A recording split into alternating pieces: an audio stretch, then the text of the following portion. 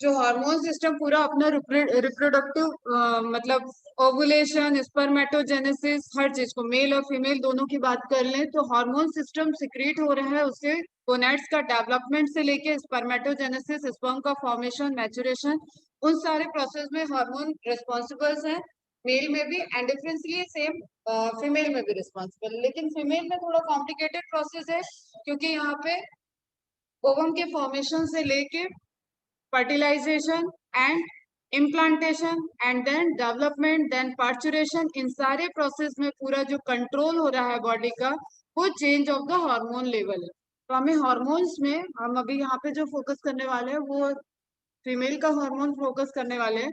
और इसमें हमें ध्यान में रखना है, एक हमारे ब्रेन के हार्मोन्स हो गए मतलब हाइपोथैलेमस और पिट्यूटरी ग्लैंड के हार्मोन्स हो गए, फिर ओवरी में सिंथेसाइज होने वाले हार्मोन्स हो गए, और उसके बाद यूट्रस में, ठीक है, यूट्रस में प्लेसेंटा जब फॉर्म हो रहा है तो प्लेसेंटल लेयर से या यूट्रस ग्लैंड से क्या क्या सिक्रेशन हो रहा है और वो किस तरीके से रेगुलेट कर रहे हैं सिंथेसिस को, हार्मोन के सिंथेसिस को कौन फीडबैक इनिबिशन कर रहा है, ये सब हमें ध्यान में रखना।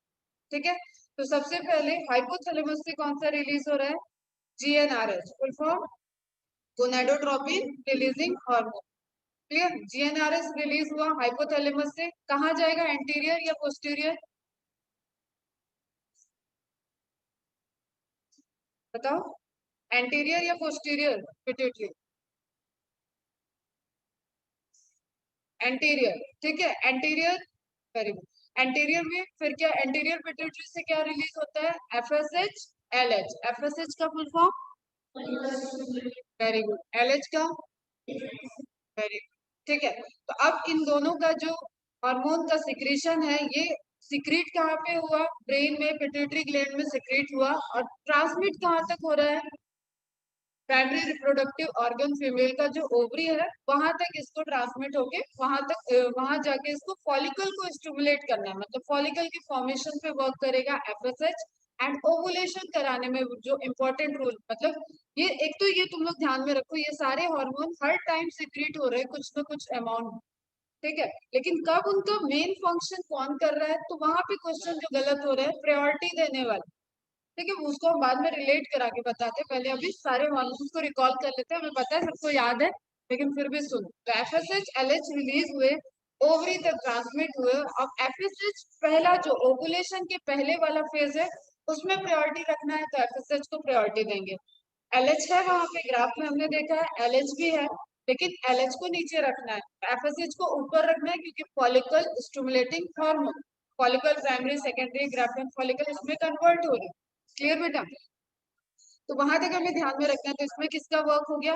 एफएसएच और एलएच। अब दोनों को देखते हैं, एफएसएच क्या कर रहा है? स्टिमुलेट कर रहा है ग्रोइंग फॉलिकल को, और ओवरी के अंदर ये जो फॉलिकल का फॉर्मेशन हो रहा है हर मेंस्ट्रुअल साइकिल में, जो हर मंथली फीमेल के अंदर ओवम सेकेंडरी oocyte का फॉर्मेशन हो रहा है, उसके डेवलपमेंट में रोल प्ले कर, ठीक है, तो फॉलिकल्स के डेवलपमेंट को स्टिमुलेट कर रहा है FSH. Clear, initial development of ovarian follicle. अब क्वेश्चन आता है, यही पे क्वेश्चन भी समझते जाओ, क्वेश्चन आया कि initial development of ovarian follicle, इसमें कौन इंपॉर्टेंट रोल प्ले कर रहा है? FSH, LH, estrogen, progesterone. तो हो गया एफएसएच। क्लियर, सबसे प्रायोरिटी देना है एफएसएच। कौन साथ में लड़ रहा है? एफएसएच अकेले नहीं है, तो एफएसएच को किसके साथ ले जाओ? एलएच के साथ, ठीक है, क्योंकि फॉलिकल स्टिमुलेटिंग हार्मोन के साथ वहां पे कौन उस वक्त अमाउंट में प्रेजेंट हो रहा है? एलएच। क्लियर, लेकिन एलएच का अमाउंट जब बढ़ेगा तो अब मेन काम एलएच के केस में हमने क्या देखा? LH stimulate formation of corpus luteum, उसके पहले क्या होगा? ओवुलेशन, ठीक है, जो 14 डेज एलएच सर्ज, ये सारी बात हम लोग करते हैं, मतलब एलएच का अमाउंट प्रोड्यूस दोनों हो रहा था लेकिन एकदम तेजी से प्रोड्यूस होने लगा, ठीक है, all of sudden LH higher concentration में प्रेजेंट, तो उसने क्या किया? उसको बोलते हैं एलएच सर्ज, एसयूआरजी, मतलब तेजी से एलएच का अमाउंट बढ़ा है, अब वो फॉलिकल को ओवुलेशन करने के लिए स्टिमुलेट कर। क्लियर, तो ओवुलेशन को कौन अगर प्रायोरिटी देना है, कौन सा हो जाएगा? एलएच। डेवलपमेंट ऑफ फॉलिकल तक प्रायोरिटी एफएसएच।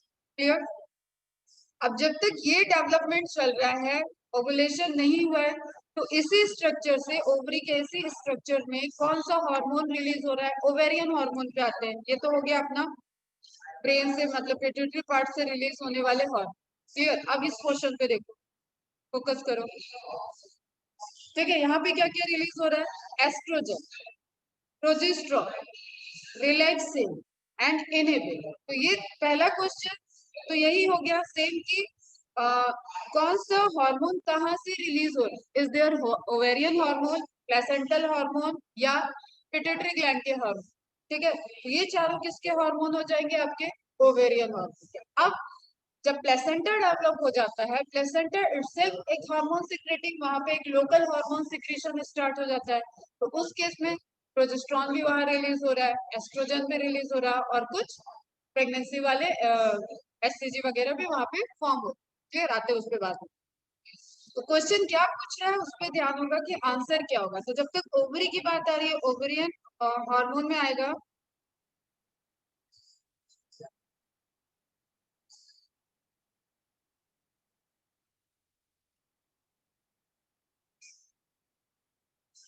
ठीक है, ठीक है निरंजन, कर लो, ठीक है कर लो। To promote development and maintenance of female reproductive structure, feminine secondary sex characteristics and breast। अब देखो, एस्ट्रोजन के फंक्शन ध्यान में होना चाहिए। एक हमें ऐसा नहीं जाना है कि जहां पे हमने पढ़ा है बस वही एस्ट्रोजन का काम है, ब्रॉड वे में उसका फंक्शन है। तो ये सारे फंक्शन ध्यान में रखो। एस्ट्रोजन रिलीज हो रहा है, तो एस्ट्रोजन क्या क्या कर प्रमोट कर रहा है, किसको, development and maintenance of female reproductive structure. Clear. Feminine secondary sex characteristic and breast, breast का डेवलपमेंट को भी, प्राइमरी ग्लैंड के डेवलपमेंट को भी एस्ट्रोजन वर्क कर रहा है। एंड हमें ये बताया कि प्रोजेस्टेरॉन एंडोमेट्रियम की लेयर जो बन रही है उसको मेंटेन कर रहा है। तो अब पैरेलली जब ओवरी में फॉलिकल डेवलपमेंट हो रहा था, उसी टाइम यूट्रस में एंडोमेट्रियम लेयर डेवलप हो रही थी। यूट्रस की लेयर बताओ फटाफट, layers of uterus,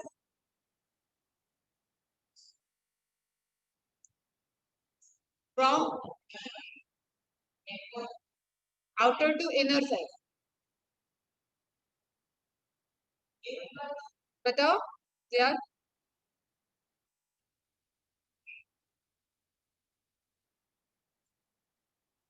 slug of कौन सी लेयर होती है, शेड ऑफ कौन सी हो रही है मेंस्ट्रुएशन साइकिल में।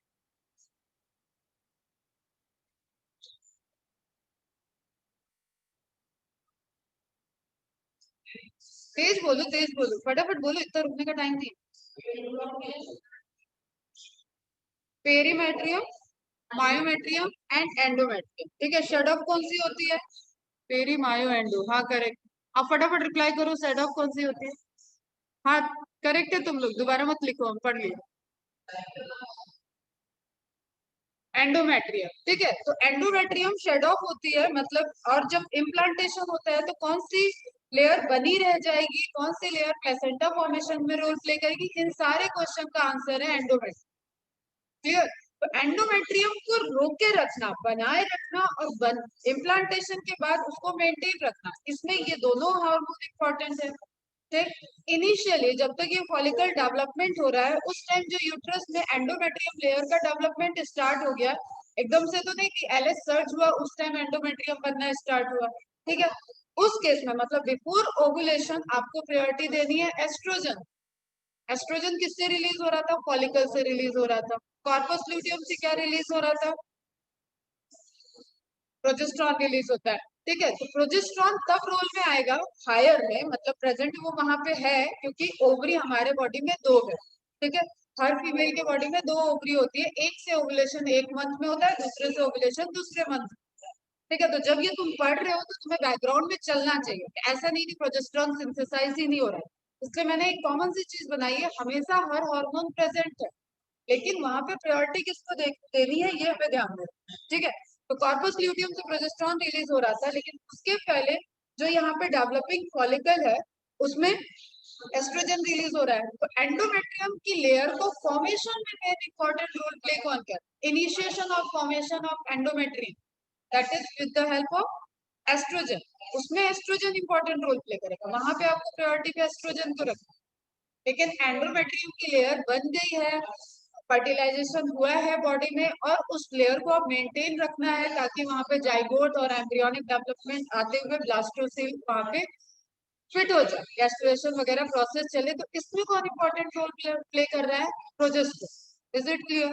गलती होगी यहाँ पे। उस केस में प्रोजेस्टेरोन को प्रायोरिटी देना है।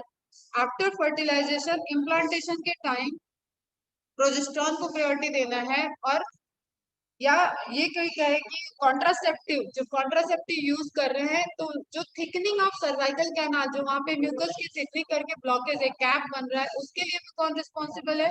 प्रोजेस्टेरोन। क्लियर? ठीक है। तो एस्ट्रोजन डेवलपमेंट मेंटेन कर रहा है, increase protein anabolism, lower blood cholesterol, moderate level, inhibit release of GnRH, FSH and LH. अब मॉडरेट लेवल मतलब एक लेवल उसकी जितनी रिक्वायरमेंट थी उसके ऊपर जा रहा है। तो देखो ये रेड रोज, पहले भी हम ये सब दिखाए हुए, तुम लोगों को जस्ट उसको रिकॉल कर। ये क्या कर रहा है? इनहिबिट कर रहा है। किसको किसको? यहाँ से एक रोज पिट्यूटरी पे जा रहा है, एक हाइपोथैलेमस पे जा रहा है, मतलब जीएनआरएच को भी इनहिबिट कर सकता है और एलएच और एफएसएच को भी इनहिबिट कर सकता है। Is it clear? अब क्वेश्चन आता है कि किसके साथ कर रहा है, तो यहाँ चले जाओ।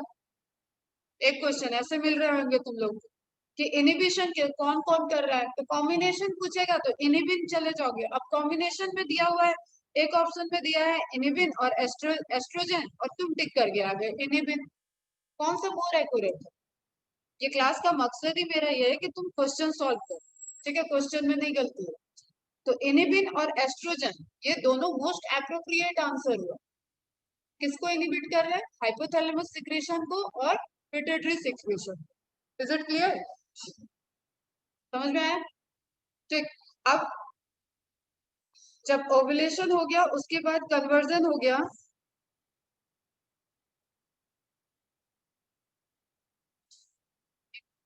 कन्वर्जन हो गया कॉर्पस ल्यूटियम में, उसके बाद क्या सिक्रीशन हो रहा है? देखो अब यहाँ से देखो एरो किधर जा रही है, एस्ट्रोजन भी सिक्रीट हो रहा है क्योंकि वो फॉलिकल से सिक्रीट हो रहा है, and it is also a follicle, follicle ही तो बदल रहा है। एस्ट्रोजन वहां सिक्रीट हो रहा है, लेकिन हायर अमाउंट में क्या सिक्रीट हो रहा है? Again question, higher amount progesterone, clear, lower amount estrogen, but secrete both. ठीक है, तो क्वेश्चन क्या आ रहा है? कॉर्पस ल्यूटियम से क्या सिक्रीट हो रहा है?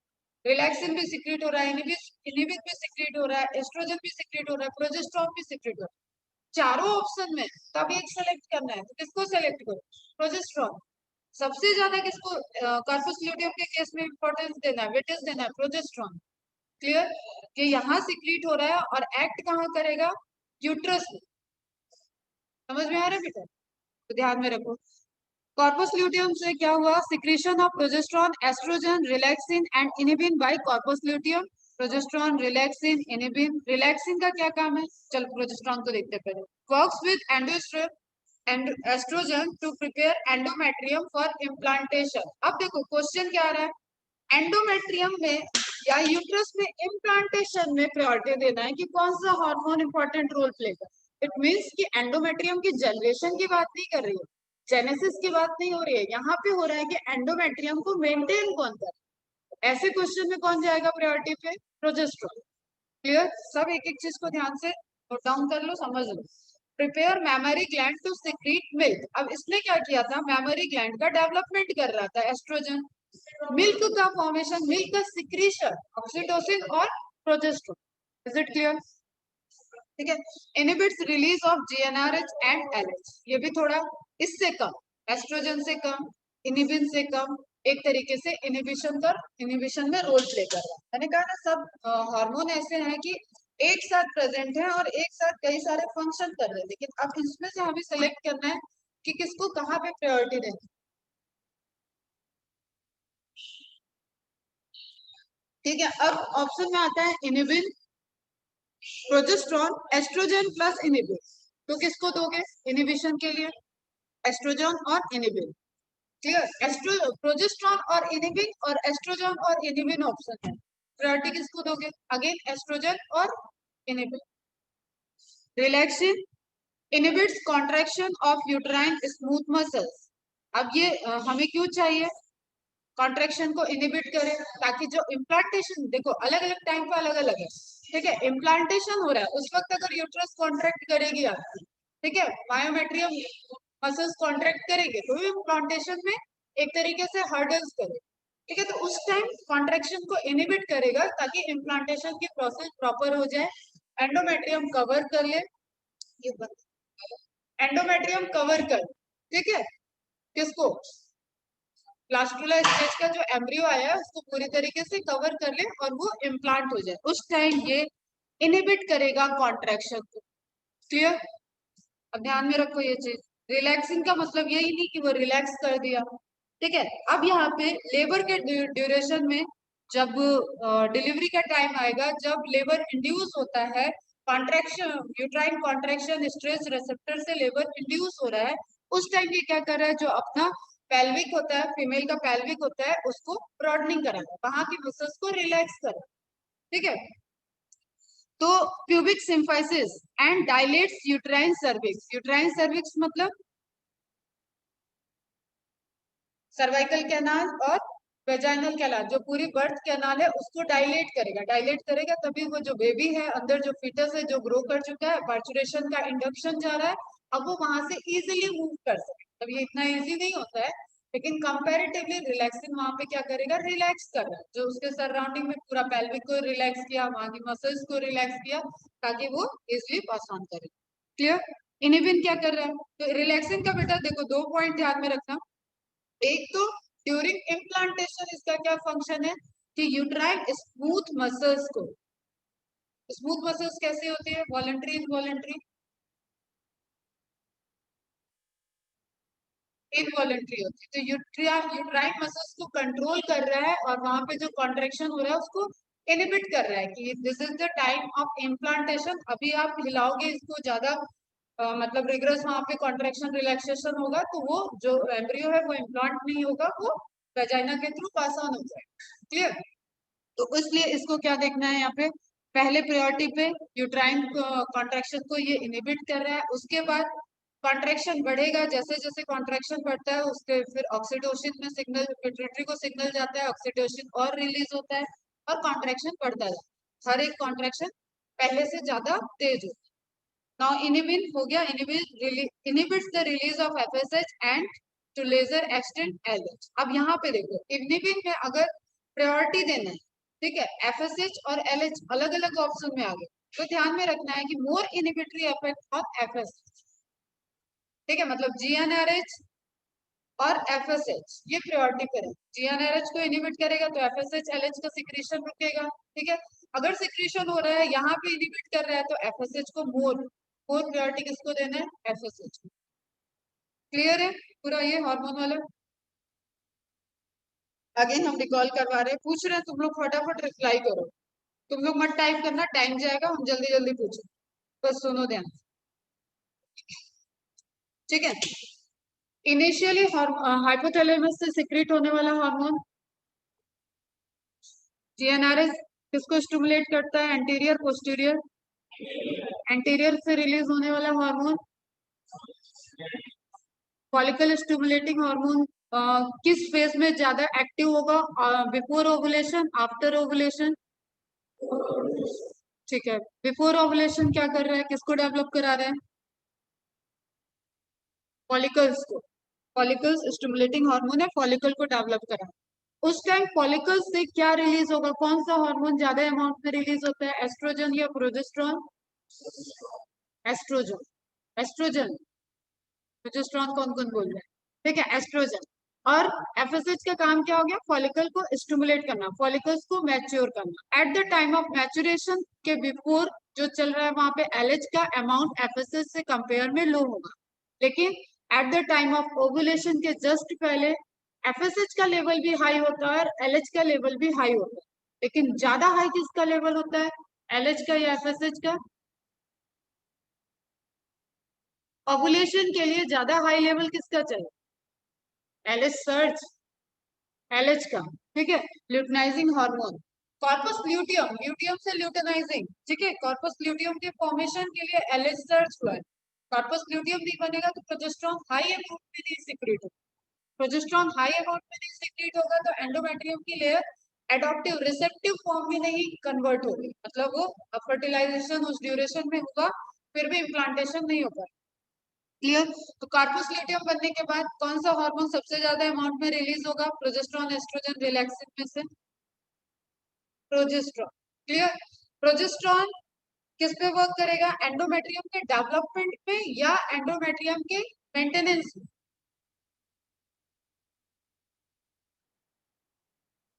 Progesterone mainly works on development of endometrium or maintenance of endometrium layer. Maintenance, ठीक, क्लियर।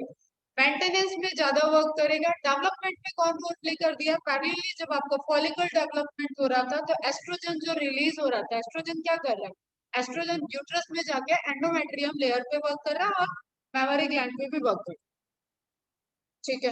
अब along with estrogen secrete, corpus luteum से कुछ अमाउंट में एस्ट्रोजन सिक्रीट हो रहा है, relaxin and inhibin. Then inhibitory effect, estrogen का इनिबिटरी इफेक्ट अलोंग रिलैक्सिन या इनिबिन किसके थ्रू होता है, किसके साथ कॉम्बिनेशन में होगा? इनिबिन। इनिबिन अकेले ज्यादा अप्रोप्रिएट वर्क करेगा या इनिबिन और एस्ट्रोजन का कॉम्बिनेशन प्रायोरिटी पे रहेगा? कॉम्बिनेशन। क्लियर? रिलैक्सिन का इनिशियल वर्क क्या है? Initial work of relaxin implantation के time, during the time of implantation uterine contraction को इनहिबिट कर, ठीक है। और at the time of parturition क्या वर्क है? रिलैक्स करना, पेल्विक फेस को प्यूबिस सिंथेसाइसिस करना और वहां के पोर्शन को, मसल्स को, सबको रिलैक्स करना और रिपीटेडली जो यूट्राइन कॉन्ट्रैक्शन जा रहा है, ऑक्सीटोसिन रिलीज हो रहा है, उस प्रोसेस के साथ कोऑर्डिनेट कर। क्लियर? अब नेक्स्ट क्या बच रहा है? बस यही रिलेटेड क्वेश्चन है जो यहाँ पे तुम्हें ध्यान में रख। तुम लोगों को समझ में आया? किसी क्वेश्चन में कोई डाउट?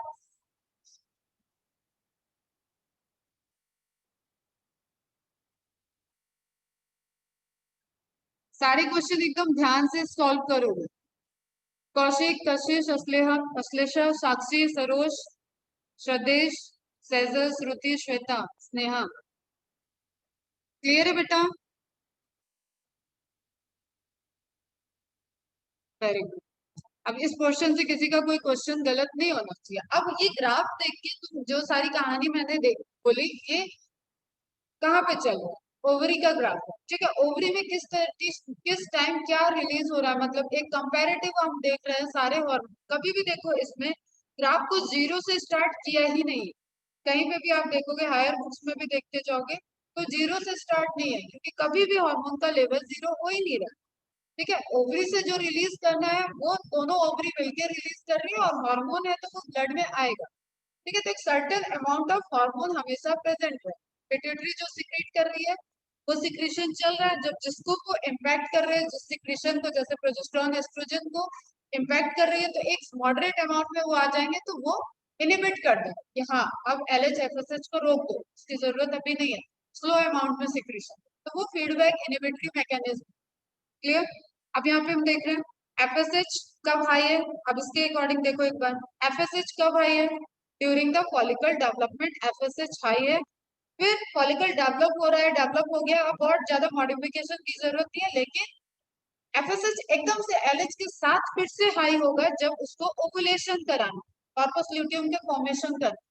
ठीक है, तो अगेन यहाँ पे लो गया है, लेकिन एलएच सर्च के साथ वो हाई हो, ये एलएच हो गया, एलएच सर्च एंड ये एफएसएस दोनों हाई पीक पे गए। तो एक क्वेश्चन ये बनता है, ये एकदम से ध्यान में। ठीक है, ओवुलेशन के टाइम एफएसएच का लेवल भी अपने नॉर्मल लेवल से राइज होता है। क्लियर? एफएसएच का लेवल, एलएच का लेवल तो राइज होता ही है। एलएच सर से क्वेश्चन कर देते हो, आंसर कर दोगे, लेकिन अगर उसने पूछ रखा है एफएसएच के लेवल को एम्फेसाइज करके पूछा है, तो एफएसएच भी हाई गया और एलएच भी हाई। क्लियर है? ठीक है, अब देखो एस्ट्रोजन को देख लेते हैं। एस्ट्रोजन जैसे जैसे फॉलिकल डेवलप हो रहा है, एस्ट्रोजन का सिक्रीशन बढ़ता जा रहा है, बढ़ता जा रहा है, बढ़ता जा रहा है। जैसे एलएच सर्च हुआ, एस्ट्रोजन ऑल ऑफ सडन तेजी से डाउन हो गया। एलएच सर्च के बाद ओवुलेशन हो चुका है, एलएच डाउन हो गया, एफएसएच भी डाउन हो गया। क्लियर, डाउन जा रहा है, डाउन जा रहा है, डाउन जा रहा है, और इस बीच में कहीं 28 26 जब मैचुरेशन उधर स्टार्ट हो जाएगा, अब इसको नेक्स्ट साइकिल के लिए फॉलिकल डेवलपमेंट करना है। ठीक है, और एक ओवरी के पूरे फॉलिकल डेवलपमेंट में 2 मंथ के साइकिल चलते, 2 मंथ चलता है। ठीक है, तो ये जो फॉलिकल डेवलपमेंट वाला फेज है FSH1, ठीक, ये आपका धीरे धीरे फॉलिकुलर प्राइमरी सेकेंडरी टर्सरी वाला जो डेवलपमेंट होता है, जो कैविटी बनती है, वो डेवलपमेंट आपका धीरे धीरे चलता है। फिर जिस मंथ में उस पर्टिकुलर ओवरी को ओवुलेशन करना होता है, उसमें यहाँ से ये वाली मैकेनिज्म पूरी फास्ट हो जाती है, ये उस मंथ के साइकिल का पार्ट हो जाता है। क्लियर? फिर एलएच की बात हो गई, एस्ट्रोजन की बात हो गई ना। एलएच सर्च के बाद अब कॉर्पस ल्यूटियम बन चुका है, ल्यूटियम क्या रिलीज कर रहा है? प्रोजेस्ट्रॉन, प्रोजेस्ट्रॉन हाई हो गया। उसके बाद जैसे उधर शेड ऑफ चलेगा, 28 दिन आया, शेड ऑफ हो रहा है, तो प्रोजेस्ट्रॉन का लेवल लो, प्रोजेस्ट्रॉन का लेवल पहले लो लो होगा, और उधर यूट्रस में एंडोमेट्रियम की लेयर का टूटना स्टार्ट हो। 28 डेज पे आप प्रोजेस्ट्रॉन का लेवल देखो, एकदम यहाँ से लो होना चला गया, यहाँ एकदम। क्लियर? तो ये ध्यान में रखना है, ये कहीं पे भी कोई भी हार्मोन जीरो पे नहीं जा। FSH, LH, then estrogen and then progesterone. Peak estrogen की पीक कब है? LH सर्च के पहले। ठीक है, जस्ट LH सर्च मतलब ओवुलेशन के पहले उसकी पीक है। प्रोजेस्ट्रॉन की पीक कब है? प्रोजेस्ट्रॉन की पीक मिड में है, जब एंडोमेट्रियम मतलब फर्टिलाइजेशन वाला जो मोर मतलब कंसीव करने के लिए जो मोर प्रोमिनेंट टाइम है 18 डेज के बाद वाला, उस टाइम में कंसीव नहीं किया, तो उसके बाद धीरे धीरे प्रोजेस्टेरोन का लेवल डाउन होने लगता है। लेकिन इट डजेंट मीन कि इस ड्यूरेशन में कंसीव नहीं हो सकता। इस ड्यूरेशन में अगर कंसीव हो गया, फिर से प्रोजेस्टेरोन का सिक्रेशन हाई हो जाएगा, शेड ऑफ नहीं होने देगा। क्लियर? वो सब सिग्नल मैकेनिज्म होता है, आपस में इंटर रिलेटेड हो। क्लियर है बच्चा?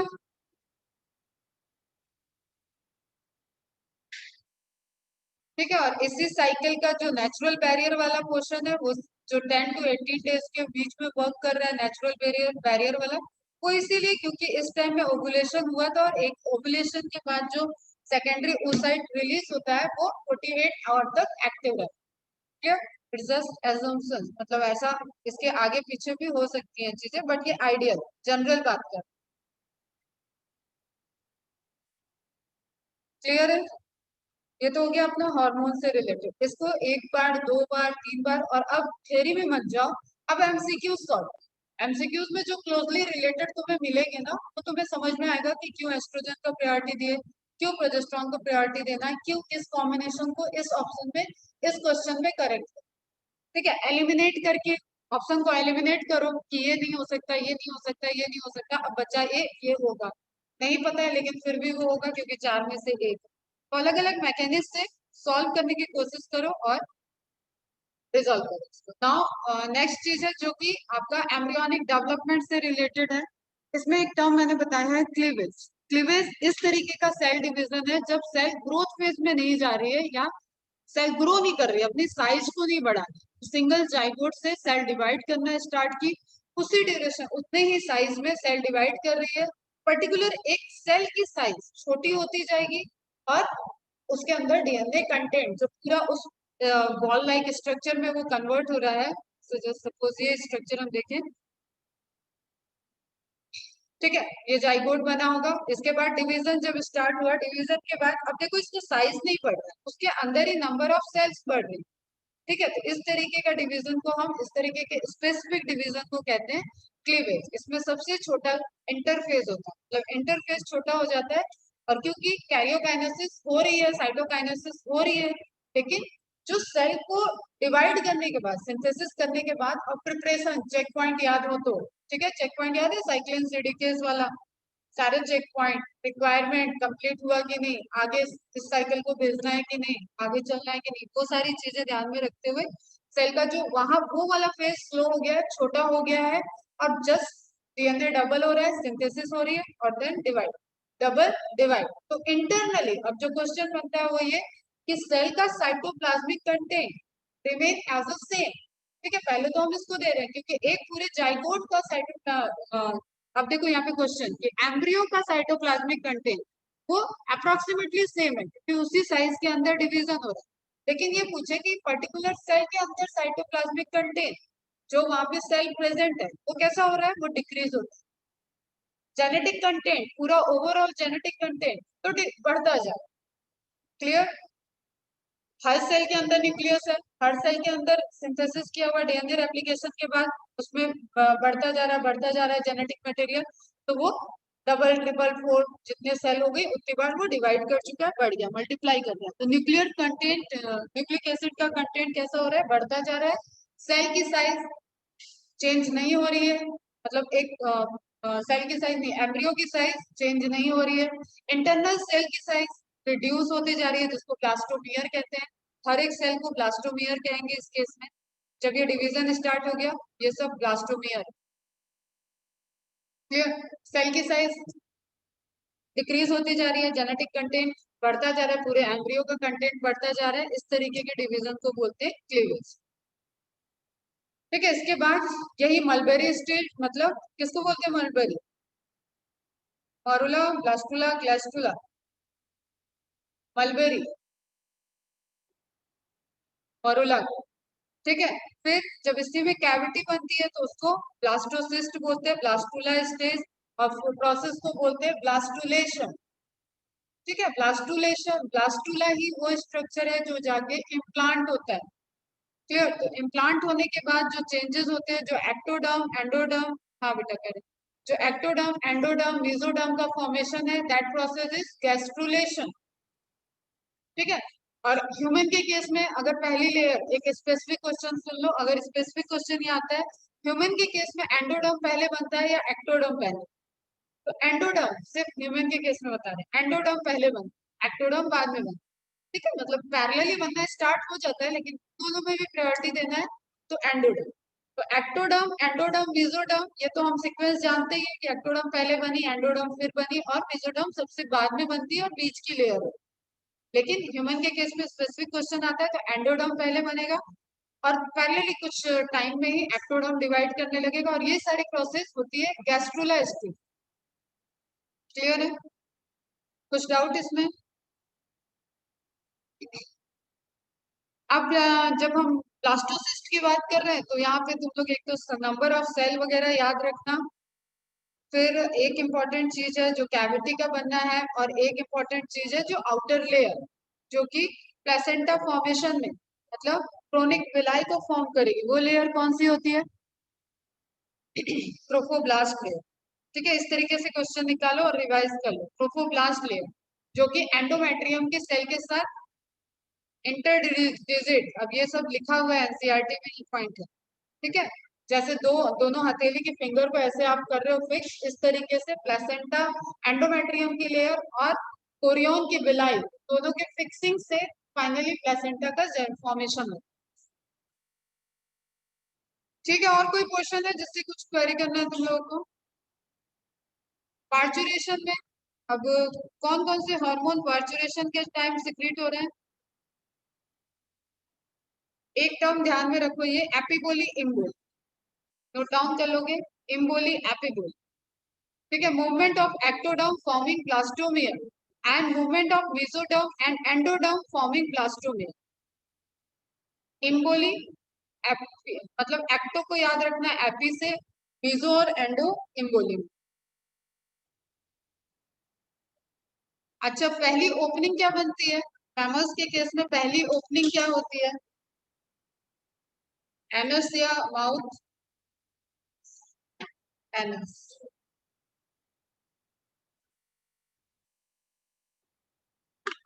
चलो हम कुछ क्वेश्चन करते हैं। इनर सेल मास जो प्रोड्यूस हो रहा है वो किसकी तरह बिहेव करता है, टोटिपोटेंसी शो करता है, उसको कैसे सेल्स बोल सकते हैं हम, स्टेम सेल्स। ठीक है, कलेक्शन ऑफ स्टेम सेल्स। और क्या, और बताओ तुम लोग को कोई क्वेरी क्वेरी हो, कुछ यहाँ से पूछना हो? हाँ, स्टेम सेल्स, करेक्ट। बताओ, 2 मिनट का टाइम है, उसके बाद नेक्स्ट लेक्चर में याद स्टार्ट करते हैं इम्यूनोलॉजी वाला क्वेश्चन।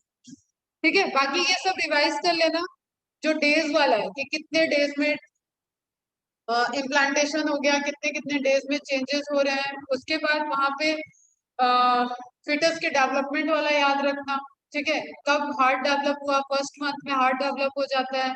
फिर लिम्स का फॉर्मेशन होता है, उसके बाद हेयर का फॉर्मेशन होता है, फिर पूरे बॉडी के हेयर और सारे ऑर्गन का डेवलपमेंट स्टार्ट होता है। मूवमेंट फिफ्थ मंथ में स्टार्ट होता है, कॉन्ट्रेक्शन फिफ्थ मंथ में स्टार्ट हो जाता है, और जो इनिशियली फाइनल यूट्राइन कॉन्ट्रेक्शन है वो आपका एकदम एट्थ नाइन्थ मंथ में तेजी से बढ़ने लगता है। ठीक है, मतलब एट्थ मंथ से स्टार्ट हो जाता है, सेवेंथ एट्थ मंथ से स्टार्ट हो जाता है, और बाद में वो काफी तेजी से होने। ग्रेस्टुला को डिफाइन कर लेना। एंड अच्छा, एक ये एम्ब्रियोनिक लेयर से क्वेश्चन आता है। एमनियोनिक कैविटी कौन सी है? एमनियोटिक कैविटी, एमनियन, एमनियन जो कवर करके रखा है, एम्ब्रियो और एमनियन के बीच में जो कैविटी है that is amniotic cavity. Decidua term किसके लिए यूज किए थे? Decidua, what is decidua? सबका हो चुका है, रिवाइज हो चुका है एकदम बढ़िया से। एम्ब्रियो और एमनियन के बीच में लेयर याद रखना है, जो विलाई बना रहा है वो, और मतलब बाहर की लेयर होगी, इसलिए उसको बोल रहे हैं कोरियोनिक विलाई। ठीक है, तो कोरियन से फॉर्म हुआ था कोरियोनिक विलाई। एमनियन और एम्ब्रियो, इसके बीच का, एमनियन और एम्ब्रियो के बीच की जो कैविटी है दैट इज एमनियोटिक कैविटी। जिसके अंदर फ्लूइड होगा उसको बोलते हैं एमनियोटिक फ्लूइड, और वो स्ट्रेस से, मैकेनिकल मतलब एक मैकेनिकल कोई भी एक्सर्शन हो रहा है उससे, सोच के बताओ डेसिडुआ, ठीक है, उससे प्रिवेंट करता है, एम्ब्रियो तक उसका असर नहीं पहुंचता है, उसको प्रिवेंशन। फिर जो अटैचमेंट है प्लेसेंटा से जो जोड़ के रखता है डेवलपमेंट के time that is umbilical cord. Decidua के लिए हम एक हिंट ये दे दे रहे हैं कि that is the twin of fetus, उसको फिटस का ट्विन कहते हैं। तो क्या होगा, जब डिलीवरी होती है तो फिटस के साथ वो भी रिमूव होता है,